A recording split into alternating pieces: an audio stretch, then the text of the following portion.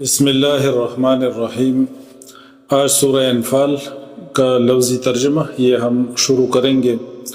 اور سورہ انفال جنگ بدر کے بعد نازل ہوئی تھی، اور معلوم یہ ہوتا ہے کہ غالباً یہ ساری صورت ایک ساتھ ہی نازل ہوئی تھی۔ جنگ بدر مسلمانوں اور مشرکین کے بیچ پہلی جو باقاعدہ بڑی جنگ تھی۔ اس سے پہلے بھی انہوں نے کچھ چھوٹے موٹے اٹیمپٹس کیے تھے مشرکین نے، لیکن باقاعدہ جو جنگ ہوئی وہ جنگ بدر ہوئی تو سن 2 ہجری میں۔ مکہ کے مشرکین نے پیغمبر صلی اللہ علیہ وسلم اور آپ کے صحابہ کو 13 سال تک مسلسل پریشان کیا اور آپ لوگوں کو تکالیف دی، اور بہت ساری مشکلات کا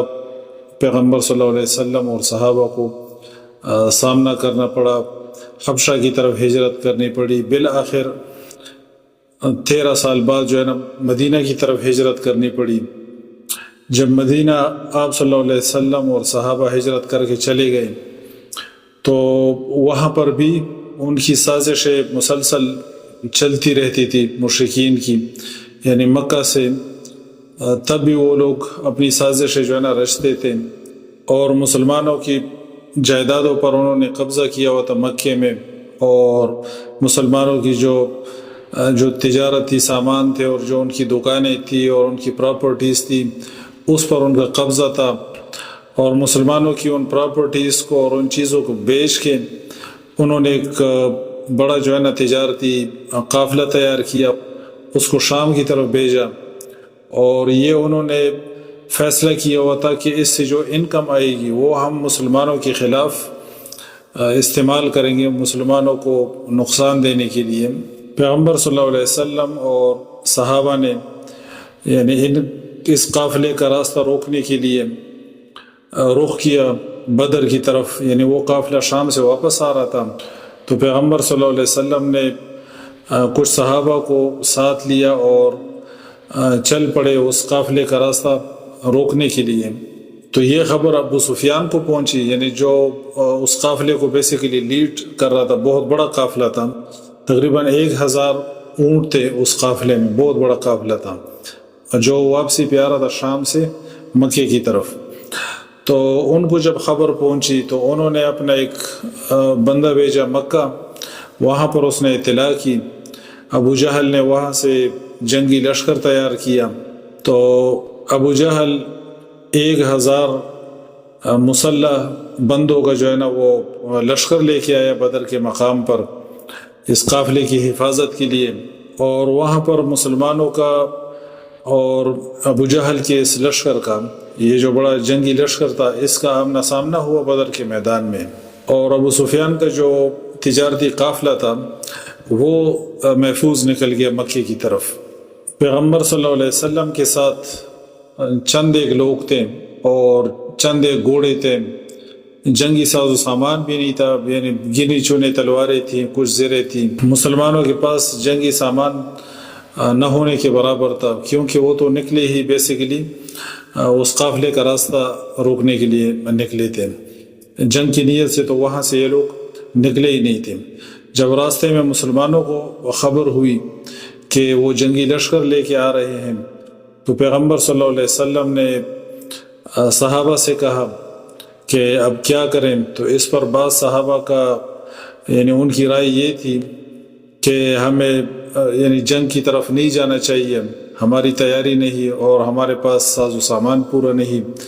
پیغمبر صلی اللہ علیہ وسلم نے دوبارہ ان سے مشورہ کیا، پھر ان سے مشورہ کیا، بار بار جو ہے نا ان سے مشورہ کیا کہ آپ لوگ کیا کہتے ہیں، آپ لوگوں کی کیا رائے ہیں۔ بدر کی طرف جا بھی رہے تھے، سفر بھی جاری تھا، بار بار ان سے لیکن کچھ لوگوں کو، کچھ مسلمانوں کو، یعنی جو ایک فطری بات ہے کہ آپ نکلے ہیں جنگ کے پروگرام سے نہیں نکلے، اور وہاں سے ایک بڑی جو ہے نا ایک جنگی لشکر کی خبر آپ کو پہنچتی ہے، تو ایک فطری بات ہے کہ کچھ لوگوں کو اس میں کراہت محسوس ہو رہی تھی۔ لیکن پیغمبر صلی اللہ علیہ وسلم جب بار بار ان سے مشورہ کر رہے تھے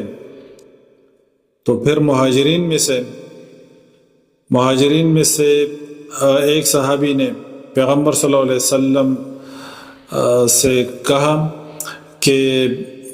ہم اس امتحان میں پورے اتریں گے اور ہم آپ کے ساتھ ہیں، اور جس طرح آپ کہیں ہم اسی طرح کریں گے۔ پیغمبر صلی اللہ علیہ وسلم نے اس کے بعد دوبارہ پوچھا ان سے کہ آپ لوگوں کی کیا رائے ہے؟ تو جو انصار تھے ان کو ان میں سے پھر ایک بندہ، ایک انصاری صحابی رضی اللہ عنہ، وہ کھڑے ہوتے ہیں اور وہ کہتے ہیں کہ غالباً آپ کی مراد جو ہے نا ہم انصار ہیں،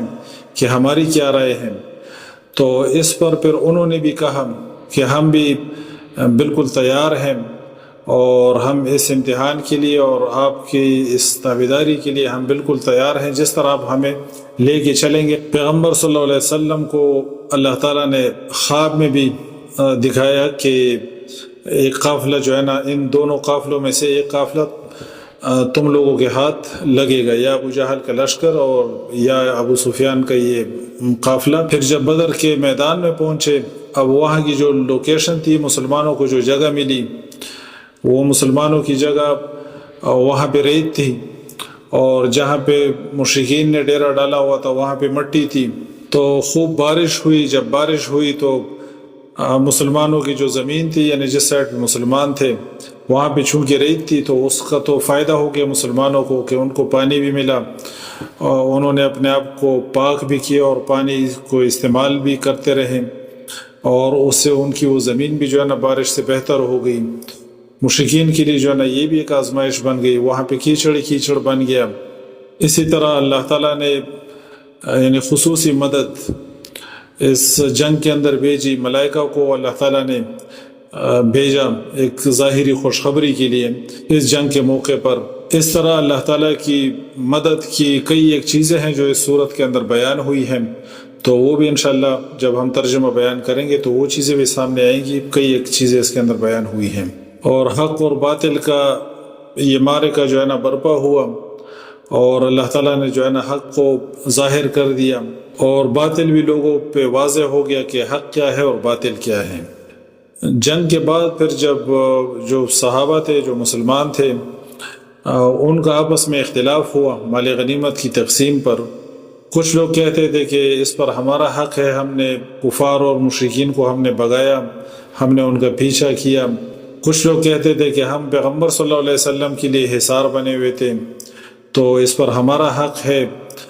اس طرح چند ایک ان کے گروہ تھے جو اس پر اپنا اپنا موقف بیان کر رہے تھے، اور وہ کہتے تھے کہ یہ ہمارا حق ہے۔ تو جب پیغمبر صلی اللہ علیہ وسلم کے پاس یہ مسئلہ لے کے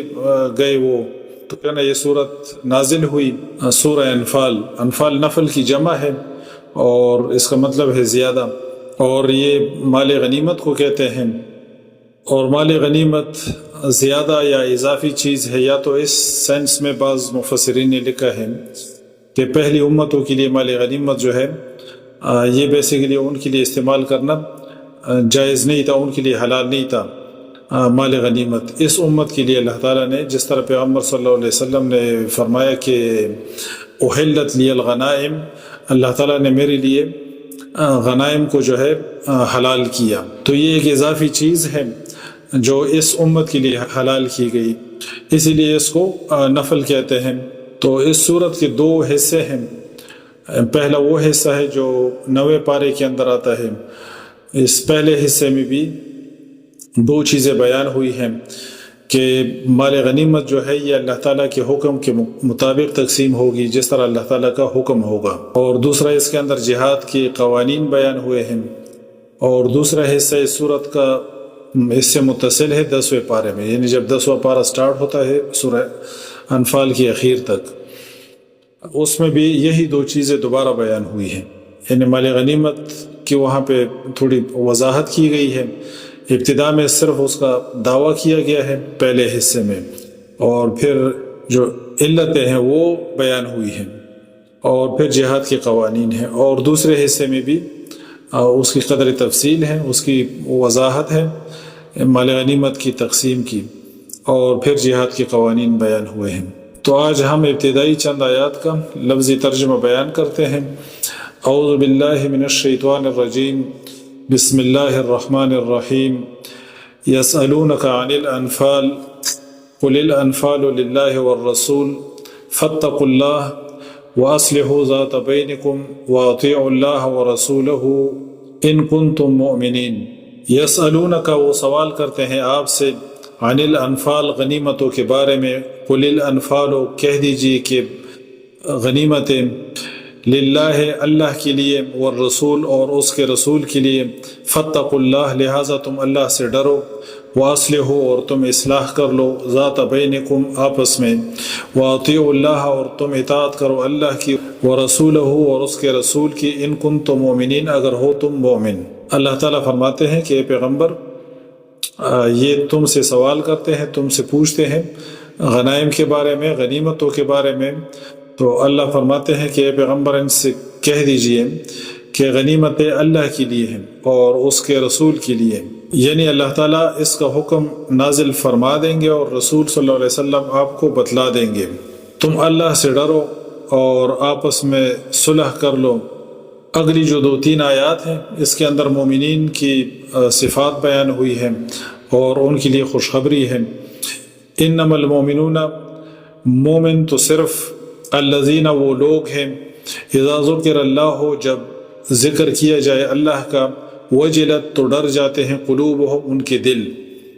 وَإِذَا تُلِيَتْ، اور جب تلاوت کی جاتی ہے، علیہم، ان پر، آیاتہ، اس کی آیتیں، زادتہم، تو وہ زیادہ کر دیتی ہے ان کو، ایماناً، ایمان میں، وعلی ربہم، اور اپنے رب پر، یتوکلون، وہ توکل کرتے ہیں۔ اللہ فرماتے ہیں کہ مومن تو ایسے لوگ ہیں کہ جب ان کے سامنے اللہ کا ذکر آتا ہے تو ان کے دل تلملا اٹھتے ہیں اور ان کے دل جو ہے ڈر جاتے ہیں، اور جب اللہ کی آیتیں جب ان کے سامنے پڑھی جاتی ہیں تو یہ ان کی ایمان میں اضافہ کرتی ہے اور وہ اپنے رب پر بھروسہ کرتے ہیں۔ الذین، وہ لوگ، یقیمون، قائم کرتے ہیں، الصلاۃ، نماز کو، ومما، اور اس سے جو، رزقناہم، ہم نے رزق دیا ان کو، ينفقون، وہ خرچ کرتے ہیں۔ اور یہ صفات بیان ہوئی مومنین کی کہ وہ نماز کو قائم کرتے ہیں اور اللہ نے جو رزق ان کو دیا ہے اس میں سے وہ خرچ کرتے ہیں۔ اولئک هم المؤمنون حقا، اللہ فرماتے ہیں کہ یہ لوگ ہیں جو سچے مومن ہیں، لہم، ان کے لیے، درجات، درجے ہیں، عند ربہم، ان کے رب کے ہاں، ومغفرۃ، اور بخشش ہے، ورزق کریم، اور روزی عزت والی، باعزت رزق۔